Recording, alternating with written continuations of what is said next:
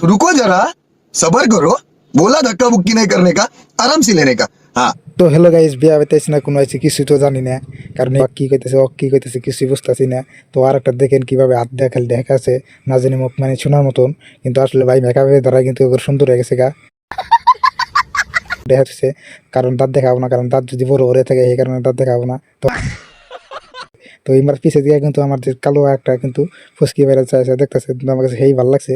দেখেন দেখেন বা না জানি কত রূপ মানিয়ে কর, সেই কারণে কোনো মুখ টুক দেখাবো না। দেখেন আমার কাছে সেই ভালো লাগছে, বিয়া খাবার নিয়ে গাইছি না সোনার মাসের মুখ দেখো নিয়ে গাইছি।